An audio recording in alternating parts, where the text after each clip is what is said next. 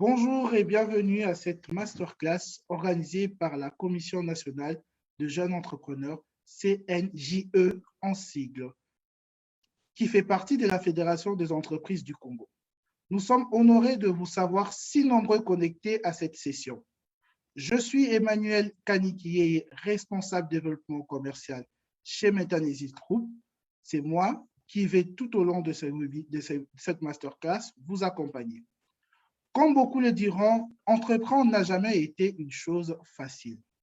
Face à la vague des PME qui se battent pour faire de la croissance et occuper le marché depuis quelques années, la Commission nationale des jeunes entrepreneurs se propose d'apporter quelques pistes de solutions à leurs problèmes.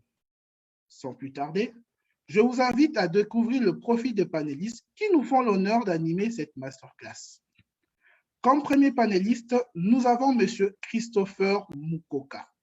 M. Christopher est vice-président en charge des investissements et des partenaires bilatéraux au sein de la Commission nationale de jeunes entrepreneurs. Il occupe aussi le poste de directeur général de B2 Group et de Coucou SRA. Bonjour et bienvenue Christopher. Bonjour Emmanuel, merci. Comme dernier panéliste, nous avons Madame Alexandra Kizizie-Oukaba. Madame Alexandra est vice-présidente en charge de la formation au sein de la Commission nationale des jeunes entrepreneurs. Elle a aussi comme casquette le poste de directrice générale Afrique de Metanesis Group. Bonjour et bienvenue Alexandra. Bonjour et merci Emmanuel. À présent, voyons les temps forts de cette masterclass. Nous allons commencer par écouter nos panélistes. Ensuite, nous allons vous laisser l'occasion de poser vos questions. Et enfin, nous allons clôturer avec un mot de la fin. À présent, voyons les règles essentielles qui feront de votre expérience participant une réussite. Nous vous demandons de maintenir les micros de vos appareils coupés durant ce webinaire. Nous vous donnons la possibilité de poser vos questions via l'onglet Q&R qui se trouve en bas de votre écran sur la barre d'outils Zoom. Et à présent, nous allons démarrer avec les interventions. Alexandra, Christopher, il s'avère que nous avons deux types de profils dans le public, des startups et des PME en phase de déploiement.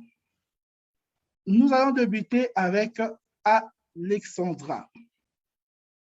Alexandra, quelles sont selon toi les barrières mentales souvent rencontrées en phase de lancement par les entrepreneurs et quelles sont les astuces pour les surmonter?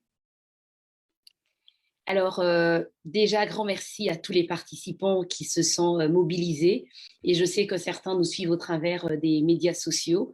C'est toujours un plaisir de pouvoir échanger et partager.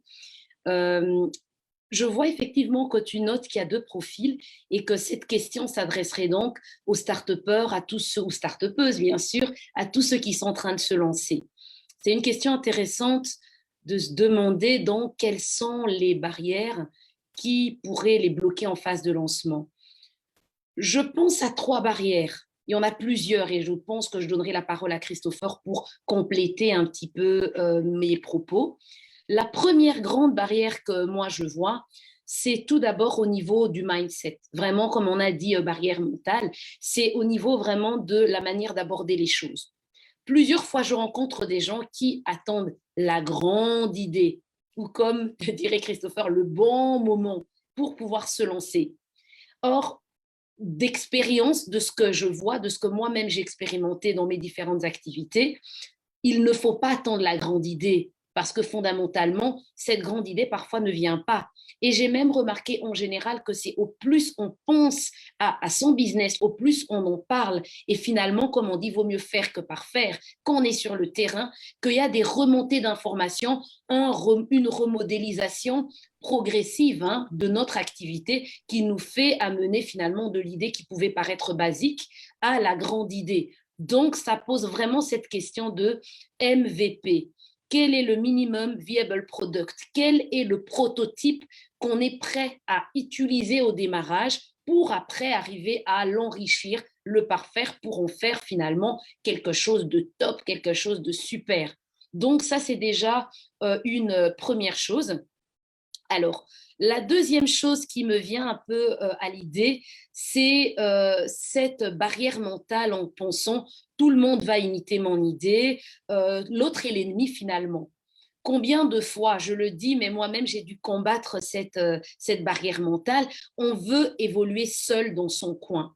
Or, je réalise aujourd'hui que seul, c'est très compliqué. Il y a même une expression qui dit que seul, c'est quoi déjà l'expression? On dit, je pense que donc seul, on va vite, mais ensemble, on va plus loin. C'est ça l'expression. Exactement. Donc, c'est de dire, tu auras peut-être tendance à dire, je vais être plus rapide en voulant faire tout moi-même et en allant moi-même prendre les enfants, me débrouillant.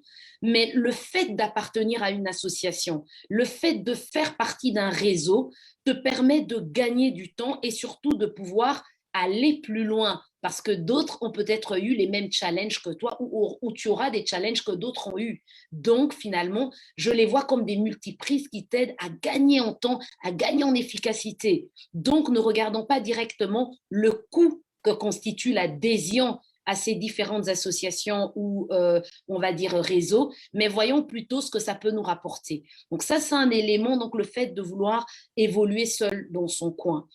Un autre élément qui me vient à l'esprit, c'est souvent, et j'ai aimé d'ailleurs, Christopher, un de tes posts qui allait dans ce sens-là, on a tendance un petit peu à se dire, ouais, de toute façon, l'employé, c'est très bien, mais bon, de toute manière, lui, il a la vie facile dans un sens, ou soit simplement, oh, c'est vraiment pas cool d'être employé, là, on est occupé à travailler pour l'autre, voilà. Être entrepreneur, c'est très facile, long fleuve tranquille, on est cool, et ce qui fait qu'on vit avec un état d'esprit de vacancier. Je ne veux pas critiquer, c'est une réalité. Et on pense que ce sera évident. Pourquoi? Je travaille pour moi, je suis mon boss. Alors, on m'invite CEO, directeur général. Alors, ne vous moquez pas de nous parce qu'on nous a présentés comme des directeurs généraux, mais c'est une réalité. Mais on oublie qu'au-delà de ce prestige, il y a un travail de dingue. J'ai encore la semaine dernière, je me souviens, pour préparer la masterclass, on n'arrivait pas à mettre la main. Oui, non, il réagissait. On avait du mal à mettre la main sur Christopher. Puis alors, je dis, Emmanuel, écoute, je prends la main, je vais l'appeler. Je prends, pof, je passe un coup de fil et je dis, ça va, Christopher? Il me dit, écoute, c'est juste pas possible, mais c'est des journées qui n'en finissent pas. Et on a commencé à discuter. Et moi, ça me fait toujours du bien d'échanger, notamment avec Christopher ou avec d'autres entrepreneurs, parce que c'est là que tu réalises que tu n'es pas un ovni ou un obsédé du travail, comme certains penseraient, mais clairement, c'est l'entrepreneuriat qui veut que tu puisses avoir cette résilience. Mais tu dois être préparé à ça. Parce que si tu n'es pas préparé, tu lâches combien n'ont pas commencé et au bout d'un certain temps, quand je reprends contact avec eux, et je ne critique pas de nouveau, ah j'ai repris un poste là, ah c'est pas mauvais, mais alors là, on se demande aussi derrière, quel est le why? Est-ce que tu t'es lancé pour les bonnes raisons, parce que tu croyais vraiment en un produit et tu es convaincu qu'il y a une mission derrière et tu vas y aller à fond, ou tu l'as fait parce que tu t'es dit, j'ai envie d'être mon propre patron, je me lance, et quand tu as vu à un moment donné que le chiffre ne suivait pas, que c'est un peu compliqué, tu t'es découragé. De nouveau, aucun jugement, mais vraiment, j'avais envie de marteler sur ces points-là. Mais bon, je pense que là, le but, tu m'avais dit en m'invitant à cette plateforme que c'était d'avoir un talk. Donc moi, je veux que Christopher puisse compléter avec des éléments parce que c'est comme ça que je peux aussi rebondir. Et voilà, Christopher, je te donne la parole. J'aimerais que tu puisses compléter avec des barrières qui te viennent à l'esprit. Merci beaucoup, Alexandra. Merci pour cette opportunité. Alors, pour rebondir sur ce que tu viens de dire en dernier, moi, je pense que je vais commencer par peut-être, on va dire, le manque de motivation. Le manque ou la motivation qui est insuffisante. La réalité du monde entrepreneurial, c'est que c'est très dur. C'est très, très dur. Et si on n'a pas, si on n'ancre pas cette volonté dans quelque chose de très fort, ça va pas marcher. C'est comme ça que je me dis souvent que l'entrepreneuriat, au finish, c'est quand même un acte de rébellion, surtout quand on entreprend en RDC. C'est un acte de rébellion parce que lorsqu'on regarde toutes les perspectives qu'on offre à ceux qui étudient, à ceux qui se battent, etc., les parents qui ont investi, etc., on se rend compte qu'en fait, entreprendre, parfois, c'est la seule voie pour aller vers un mieux-être, pour aller vers quelque chose de bon. Mais il faut en être convaincu et il faut décider. Il faut vraiment se dire, voilà, si le but, c'est faire 1 million, j'espère que le million aussi, c'est ça votre objectif. Ça doit être un objectif qui vous tient vraiment à cœur. Ça ne doit pas être un objectif qui cache quelque chose. Parce que beaucoup de gens disent, je veux être millionnaire, Mais en fait, ce n'est pas ça le but. En fait, ils veulent être à l'abri d'un certain nombre de besoins. Ils veulent être, peut-être que moi, par exemple, j'ai perdu mon père en 2015. Aujourd'hui encore, ben, jusqu'à quelques années, je m'en voulais de ne pas avoir pu contribuer. Parce que je me dis toujours que ben voilà, il aurait pu vivre si j'avais eu les moyens de l'envoyer en Europe, si j'avais eu. Et en fait, derrière cet entrepreneuriat, c'est une rébellion contre ma condition parce que je me dis, je ne sais pas où je vais travailler, où on me donnera les revenus qui vont me permettre de mettre à l'abri ma femme, ma famille, etc. Donc la motivation doit être forte. Parce que quand les coups durs vont arriver, et ça, je vous assure, ça va arriver. Moi, je crois que je suis en redressement fiscal là, avec l'administration, on est en train de se battre un peu. Ça va arriver. C'est ça qui va vous faire tenir, en fait. C'est ça. Donc, beaucoup n'ont pas la motivation suffisante. C'est aussi, peut-être, sur ce même point, c'est le côté aussi, j'attends le soutien des gens. Beaucoup de gens sont insecure. C'est-à-dire, c'est son projet, c'est son bébé, mais pour le mettre en œuvre, il faut que les gens l'accompagnent, le motivent. Non, ça, c'est un problème que je rencontre parce on a formé, je crois, une centaine de personnes l'année passée. Beaucoup de gens n'ont pas passé le Rubicon parce que, au-delà de la formation reçue, au-delà de tout ça, il faut encore que tout s'aligne. Ça, c'est un problème. Deuxième point, peut-être, sur lequel je voulais aussi m'attarder, c'est le manque de financement. Pour moi, je mets ça dans la partie mentale parce que beaucoup de gens vous disent, oh non, j'ai pas de financement, mais quand vous leur demandez, vous avez besoin de combien, ils savent pas vous répondre. Ou ils vont vous dire, ben voilà, j'ai besoin de 20 000, 30 000, mais c'est des chiffres en l'air. Les gens n'arrivent pas à rester là et se dire véritablement, j'ai besoin de combien? Est-ce que c'est d'argent que j'ai besoin? Est-ce que c'est peut-être un matériel que je peux obtenir sous forme de don? Est-ce que c'est une position, c'est un contact? Est-ce que c'est vraiment l'argent dont vous avez besoin? Et même lorsque vous avez besoin d'argent, est-ce que c'est 20 000 dollars tout de suite? Est-ce que c'est 20 000 dollars qui peuvent être répartis sur 6 mois, 7 mois, 8 mois? C'est vraiment quelque chose de capital sur lequel je voulais dire deux mots et je pense que je peux me limiter là. Merci beaucoup, Christopher. Alors, Christopher, moi, je te garde pour la prochaine question. Christopher, selon toi, quelles sont les solutions pour faire croître une activité malgré un environnement hostile? Merci. L'environnement hostile, on peut citer la RDC, hein, Doing Business, je crois, on est 180e. Rien ne pousse ici. On est dans un désert, beaucoup de gens parlent d'enfer, mais il y a des entreprises qui prospèrent et qui avancent. Hein. Il faut quand même aussi, il faut le souligner d'ailleurs. Tout à fait, Si tout à fait. eux peuvent le faire, pourquoi pas nous? Donc, c'est véritablement une terre d'opportunité.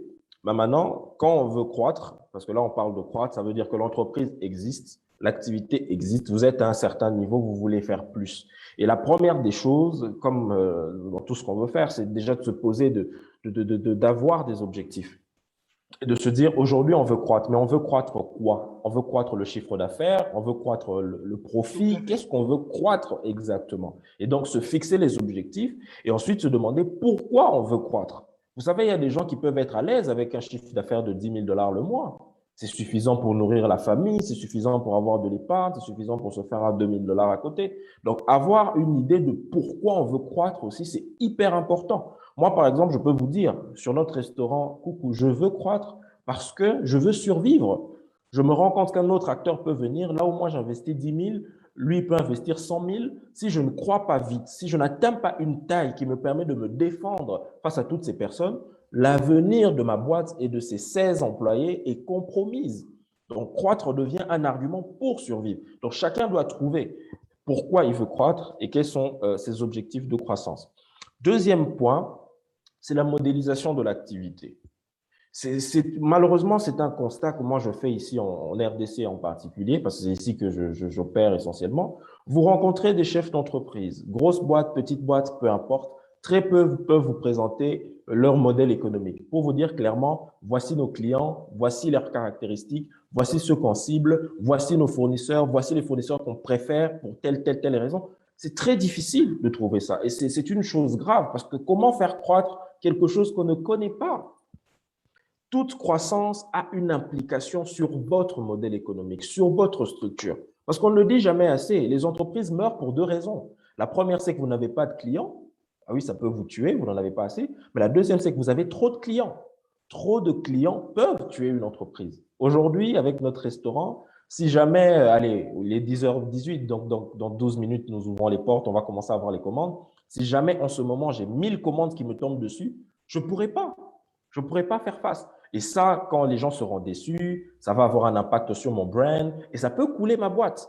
Donc, les gens peuvent mourir d'une croissance qui est non maîtrisée. Et c'est pourquoi c'est très important de modéliser son activité, que ce soit le modèle économique, que ce soit un tableau de bord sur des indicateurs de croissance. Vous voulez faire croître le chiffre d'affaires, vous voulez faire croître le nombre de clients, vous devez avoir un tableau de bord que vous suivez tous les jours, chaque semaine, chaque mois, pour voir qu'est-ce que vous faites qui permet à ce que ce tableau avance.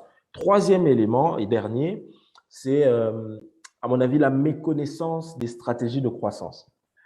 Il faut bien comprendre que les questions qu'on se pose aujourd'hui, ce sont des questions que des entrepreneurs se sont posées il y a des siècles.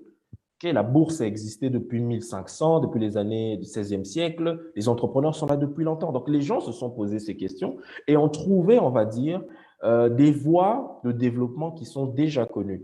Par exemple, si vous utilisez ce qu'on appelle le modèle, la matrice Ansoff, c'est un petit outil, hein, sans entrer dans les détails, qui vous montre à peu près ce que vous pouvez faire pour pouvoir croître. Vous avez soit, vous êtes dans un marché unique, vous essayez de pénétrer davantage le marché, donc vous continuez à faire ce que vous faites d'habitude, mais vous investissez peut-être un peu plus dans le marketing. Soit vous prenez un nouveau produit que vous allez essayer de vendre aux mêmes personnes, soit vous créez, vous allez vers un nouveau marché, etc., etc. C'est tout ça qui permet d'avoir une idée déjà sur ce qui se fait que vous pouvez adapter maintenant sur votre business. Donc, je pense que je peux m'arrêter là et peut-être demander à Alexandra si elle a des compléments, des choses à ajouter. Ça peut être bien. Yeah. Super. Écoute, j'aime bien ce que tu viens de dire parce que je vais rebondir dessus et aller dans le sens un peu des notions en marketing qui pourraient justement aider, être des pistes de solutions pour la croissance. En gros, je reprends de ton intervention cette absence d'analyse stratégique. Prendre le temps de faire des business reviews. Les termes semblent compliqués, mais c'est très simple. Au moins se poser des questions, au moins une fois l'an, le minimum, je dis bien. Parce que pour moi, même en formation, je dis, on ne fait jamais trop d'analyse stratégique. C'est-à-dire quoi? En quoi je suis bon? En quoi je suis moins bon? Et les autres, les opportunités, les menaces, quelles sont les possibilités de croissance? Comment, au fait, se questionner, je suis dans quel type d'environnement pour l'instant? Est-ce que je suis plutôt dans un endroit où je suis seule, j'innove? Est-ce qu'il y a d'autres qui sont occupés on se base sur le prix? Est-ce que finalement, vraiment, on ne va pas faire un cours de marketing ici, mais vraiment, je vais vous demander, essayez de prendre le temps de faire des analyses sur votre stratégie, parce que c'est la stratégie qui va vous aider à atteindre ce qu'il disait tout à l'heure, Christopher, vos objectifs et au finish, votre vision. Donc, ça, c'est le premier point. Le deuxième point, je dirais, c'est un peu une des questions toujours liées au marketing et à la communication, mais je dirais d'image de marque, certains l'appelleront en anglais branding, et de communication. Je m'explique. Tu peux avoir un super produit.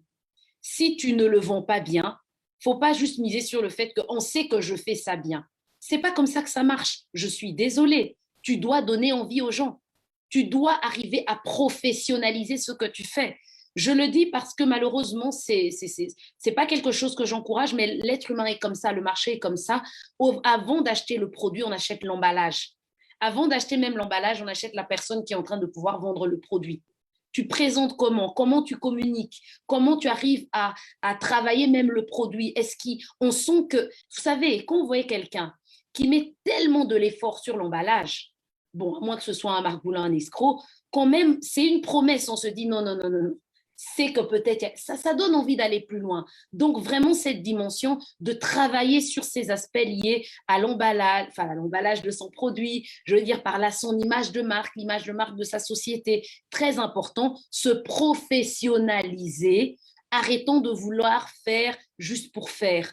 Tu dis que tu as envie de pouvoir gérer une entreprise. Est-ce que tu t'es formé? Est-ce que tu as des compétences minimum? Vous savez, ce dont Christopher est en train de parler, là maintenant, les quelques notions, il vous a sorti, oui, la matrice. Moi, je vous parle d'analyse, on vous parle de stratégie, de différentes choses. C'est bien, mais si à un moment donné, tu ne te formes pas, ça va rester des notions et des axiomes, des mystères que tu ne comprendras pas. Tu as besoin de te professionnaliser. Tu as des équipes que tu gères. Est-ce que tu essaies de chercher des petites formations RH? Il a parlé tout à l'heure d'objectifs, d'indicateurs, de regarder comment… Mais il faut piloter ton activité. Donc, je dirais pour moi, pour ne pas aller dans tous les sens, travailler son image de marque, travailler sa communication parce que c'est important. De se professionnaliser, c'est plus qu'important parce que quelque part, on n'est pas des aventuriers. On doit arriver à bien faire les choses et à être très bon dans ce qu'on fait. Troisième chose, prendre le temps pour analyser sa stratégie, pour voir qu'est-ce qu'on doit faire, qu'est-ce qu'on peut faire, anticiper au fait. Il ne faut pas naviguer à vue, il faut anticiper. Et alors, le quatrième point, ce sera vraiment de dire, oui, on parle de croissance, mais cette croissance est dictée par qui? Moi, je dirais, ta croissance ne doit pas être dictée par du copier-coller de ce que font les autres. L'autre fait quelque chose, c'est très bien, mais tu ne connais pas l'envers du décor. Vous savez, il disait tout à l'heure, Christopher, voilà, il a ses motivations, il a sa manière de fonctionner. Peut-être qu'il prendra des décisions, il fera des choses tenant compte de sa réalité. Toi, tu vas aller chercher imiter ce que fait Coucou, mais tu vas imiter ça sur base de quoi? C'est important quand même que tu puisses prendre le temps toi-même déjà de voir est-ce que je peux faire, on va dire Coucou, dis à moi je veux comme ça prendre 1000 clients, c'est bien, parce que le concurrent, il est passé à 500 clients. Ils vont le faire, il a dit ça ira pas, parce qu'il y a tout des préalables. Donc, à un moment donné, essaye d'écouter tes clients, essaye d'écouter le marché, de voir en termes de produits, en termes d'activité, comment tu peux arriver à faire ta croissance de manière à répondre à un besoin en tenant compte toi-même de tes contraintes au fait. Donc, je dirais, pour moi, c'est un peu les points humblement que je souhaite compléter ou du moins enrichir à ce que Christopher a dit. Merci beaucoup, Alexandra. Merci beaucoup, Christopher. Vous avez aimé leurs interventions. À présent, nous vous donnons l'occasion de vous exprimer au travers de vos questions. Comme je l'avais dit précédemment, vous avez la possibilité de poser vos questions via la fonction Q&R. Et si éventuellement nous pouvons, Alexandra, Christopher, prendre une main levée, nous aurons l'occasion de le faire. Alors, j'ai une petite question qui me vient maintenant dans la fonction QER et de savoir, actuellement au niveau de la CNJE, quels sont les avantages que vous offrez aux entrepreneurs? Christopher, je te laisse la possibilité, comme toi tu parles d'investissement, partenaires bilatéraux. Après, moi, je compléterai avec la partie formation. Parfait. En tout cas, moi, je pense le premier avantage d'être membre de la FEC, c'est de profiter d'un réseau et d'un lobbying. Parce qu'aujourd'hui, moi, par exemple, j'ai rejoint la FEC il n'y a pas si longtemps que ça, mais chaque semaine, mon équipe, moi-même, je reçois des notifications sur des avancées, sur, par exemple, des rappels peut-être sur les échéances fiscales, des formations qui sont prévues, des rencontres qui sont effectuées. Par exemple, récemment, j'ai rencontré le ministre Nicolas Kazadi des Finances. Et c'est grâce à la FEC. C'est parce que je suis membre de la FEC, j'ai fait partie de patron et on m'a invité, j'ai pu exprimer mon problème à moi et le problème qui concerne les entreprises avec lesquelles je fonctionne. Donc, faire partie de la FEC ou du moins d'une organisation patronale, c'est mettre en commun des informations, c'est avoir un réseau, avoir des gens qu'on peut contacter pour X ou Y chose. Et en tout cas, ça coûte pas très cher. Il faut venir. Alors, pour compléter, Christopher, j'irai dans le même sens et je dirais avec toutes les activités qu'il vient de citer, mais moi j'aime aussi la dimension de réflexion. Tu contribues, tu te sens acteur. Par exemple, là, il y a la ZECLAF, il y a eu récemment bon, ça a été reporté, mais on a reçu une invitation pour dire, ben voilà, il y aura des réflexions qui feront dans ce sens-là. Est-ce que vous souhaitez venir pour apporter votre contribution? Après, toutes les idées ne peuvent pas être prises, c'est normal, c'est comme ça partout. Mais au moins, on a le sentiment de pouvoir, au travers soit de commissions, parce que normalement, vous êtes entrepreneur, vous êtes membre de la FEC, vous êtes automatiquement membre de notre commission si vous êtes un jeune entrepreneur.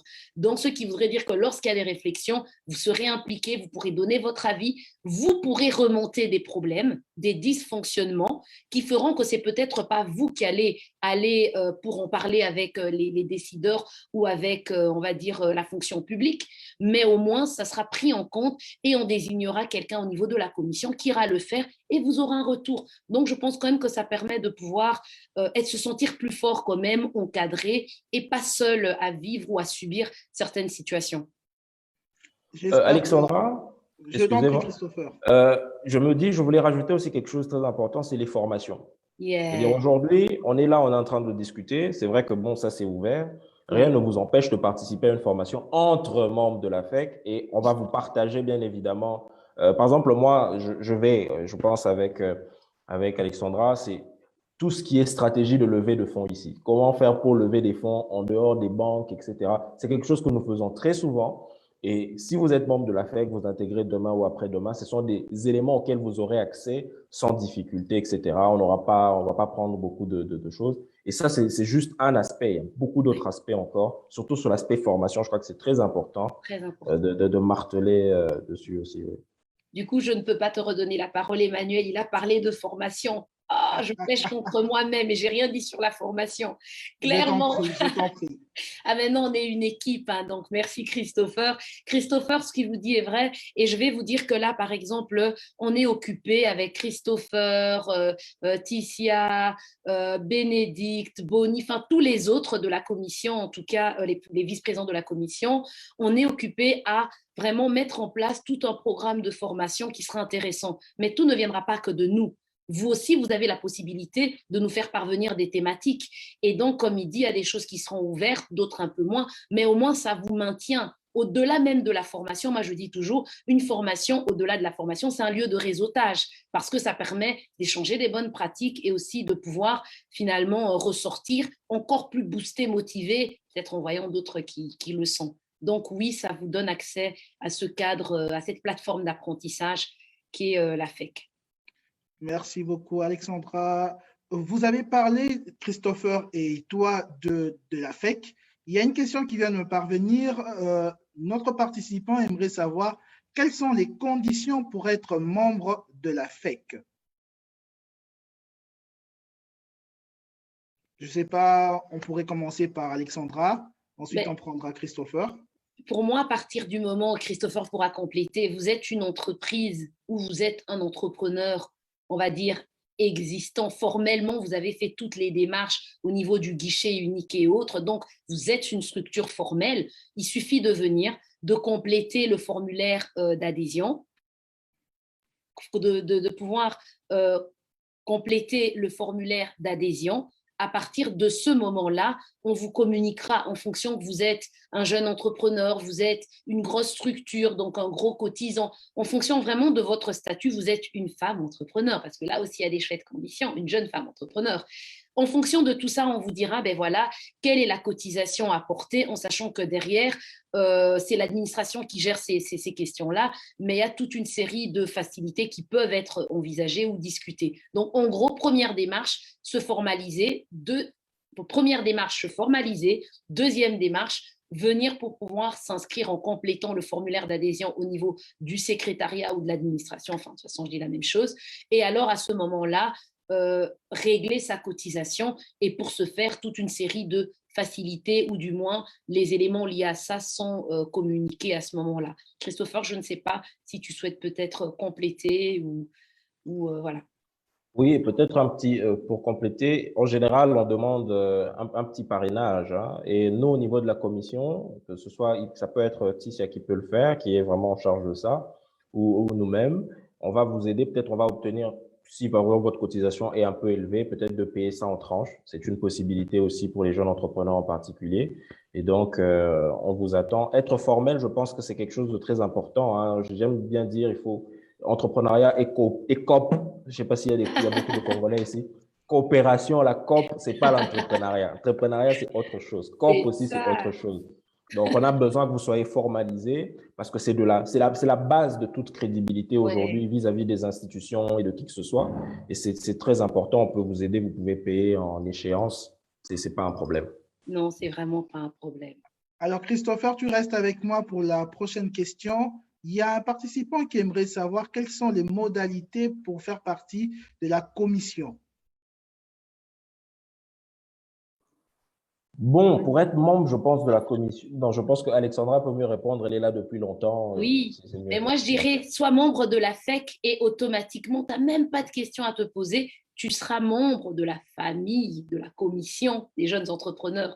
Au fait, très concrètement, allez sans rire, à partir du moment où vous êtes membre de la FEC, vous avez donc la latitude sans même pour autant faire une quelconque démarche, suivant votre profil. Admettons que vous soyez un centre de formation, vous allez automatiquement, vous avez le droit d'adhérer au comité professionnel des formations. Vous êtes un jeune entrepreneur, vous avez donc automatiquement le droit d'être membre. Donc, vous êtes automatiquement membre. Il n'y a pas à partir du moment où vous êtes membre de la FEC, il n'y a pas de formalité à faire au-delà de cela.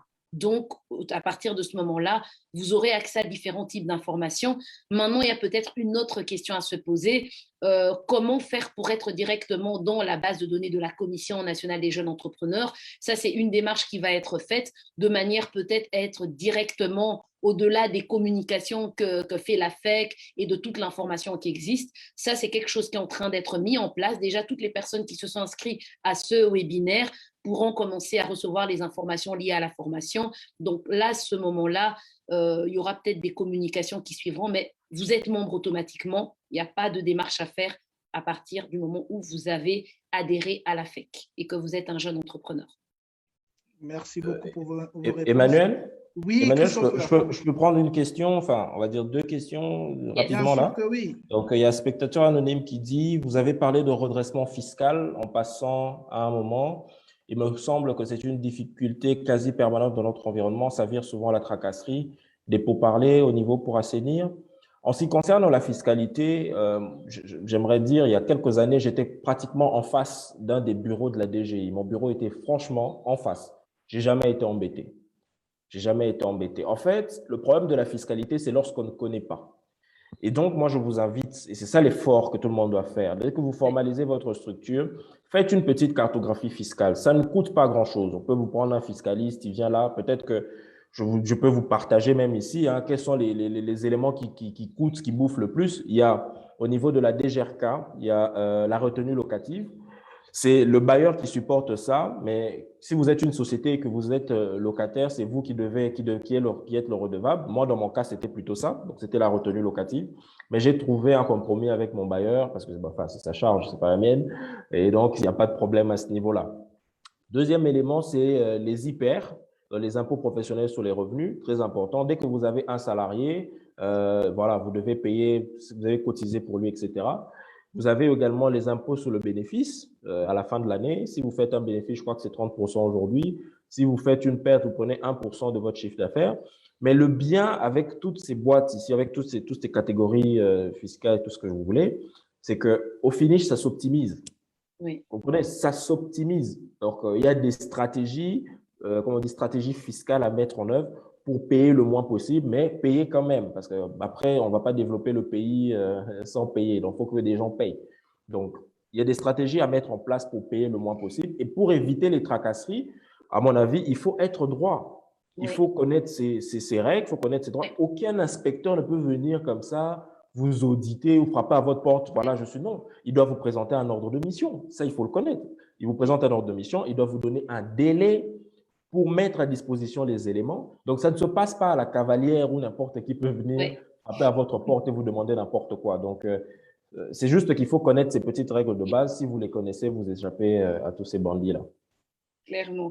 Alors, Christopher, avant que tu ne rebondisses, parce que tu avais parlé de deux questions, il y a quelque chose qui me vient à l'esprit. Et là, je m'adresse surtout à ceux éventuellement de la diaspora qui nous suivent. Je me souviens, moi, quand j'ai voulu démarrer l'activité au Congo, j'avais vraiment en tête, c'est bon, c'est le Far West, personne ne surveille rien, on peut faire ce qu'on veut. J'ai très vite été recadrée dans tous les sens parce que j'ai compris, ah non, non, non, non, non, non, non. Il y a quand même, au-delà de la grosse tracasserie, il y a quand même un suivi des préalables à faire. Je me suis réveillée un matin, sachant qu'en Belgique, je faisais tout ce qu'il fallait, et je me suis réveillée un matin en réalisant, quand une fois, je me suis dit, j'ai un peu essayé de mettre, je dis, attends, vous avez craché de... Et vous n'avez pas fait ci, vous n'avez pas fait ça. Mais est-ce qu'il faut faire? Oui. Donc, c'est pour dire que, comme dit Christopher, il y a quand même un minimum. Faut pas, oui, on veut tous optimiser, mais l'État ne se développera pas, le pays ne se développera pas non plus sans devoir payer. Accepter quand même ce compromis de payer un minimum, quand même de payer. tout en voyant comment est-ce que vous pouvez rester quand même rentable et ne pas vous enfoncer, quoi. C'est juste ça qui me venait en tête comme c'est un peu du vécu au tout début. Alors, Alexandra, tu as parlé de la diaspora. Je viens de voir une question qui vient d'arriver. Il y a une personne qui aimerait savoir, faut-il être nécessairement congolais pour faire partie de la FEC? Bon, je dirais il faut une entreprise. On parle en termes, la FEC, ce n'est pas des individus, mais des entreprises. Il faut une entreprise de droit congolais. Ou si vous faites partie d'un groupe, être en tout cas la succursale locale. Parce que quand vous allez aller, vous devrez renseigner toute une série de documents liés à votre, on va dire, RCCM, ID, bref, en fait, la carte d'identité locale de votre entreprise. Donc, je dirais, il faut être un opérateur économique congolais. C'est en tout cas l'information que j'ai à ma disposition parce que finalement, c'est ce qui vous sera demandé. Voilà. Alors, Christopher, tu avais parlé de le fait de formaliser son activité. Une question vient d'arriver. La personne aimerait savoir quelles sont les étapes pour formaliser son entreprise et quels sont les avantages. Très simple. Si vous êtes à Kinshasa, il y a 2 bureaux de guichet unique. Donc, vous allez là-bas, on va vous faire une liste des documents dont vous avez besoin. Vous faites le choix du type de structure que vous voulez mettre en place. Si vous êtes plusieurs associés, moi, je vous recommande de prendre une structure de type société. Comme ça, le nom de chaque associé va se retrouver au niveau des statuts. Si vous êtes unique, vous pouvez prendre le statut d'établissement. Établissement, ça vous coûte 30 $ plus 12 500 francs. C'est tout. Il n'y a pas d'autres frais. Il n'y a pas quelqu'un à qui il faut remettre je ne sais pas quoi. Société, ça vous coûte 80 $ plus 12 500 francs. Donc, il n'y a pas d'autres frais. À vous d'emmener vos statuts. Vous pouvez trouver des modèles en ligne ou bien vous les faire chez un avocat ou etc. Mais vous compliquez pas la vie. Ça coûte pas si cher que ça. Bon, maintenant, avant, ça prenait 2 semaines pour avoir les documents. Bon, depuis un moment, et ça prend un peu plus de temps. Hein, ça peut prendre 2 mois pour avoir les premiers documents. Et là, je pense qu'il y a la commission aussi qui est en train de travailler pour essayer de fluidifier un peu ça, en particulier pour les jeunes entrepreneurs. Mais grosso modo, c'est juste ça. Donc, ça ne coûte pas des masses. Je voulais aussi rebondir sur une question qui avait été posée ici sur, il y a Madame Jules, Monsieur Jules, je pense. Est-ce qu'il y a des réformes pour la fiscalité d'entreprise au Congo au sein de la FEC? J'ai suivi Monsieur Christopher récemment lorsqu'il intervenait sur cette question au concours RDC à Lobby. Alors, j'étais encore dernièrement dans cette rencontre avec le ministre des Finances. Il nous a clairement dit qu'il n'y aura pas de cadeaux fiscaux qu'on va donner aux entreprises, etc. Mais moi, je voudrais, en ce qui nous concerne ici, parce qu'on parle jeune entreprise, on parle PME, de savoir qu'il y a des lois qui sont déjà en vigueur et qui sont en votre faveur. Par exemple, lorsque vous êtes une micro-entreprise, vous ne payez qu'un forfait de 50 000 francs par an comme impôt sur le bénéfice. Vous vous rendez compte? Donc, on ne vous taxe pas énormément avant que vous ne commenciez à vraiment être rentable, à commencer à faire du chiffre. 50 000 francs, c'est 25 $ par an. Donc, je pense que c'est à la portée de quelqu'un qui vient de créer sa boîte, etc. Donc, il y a ces petites choses-là qu'il faut juste maîtriser et puis ça devrait passer. Merci beaucoup, Christopher. Alexandra, aimerais-tu rebondir?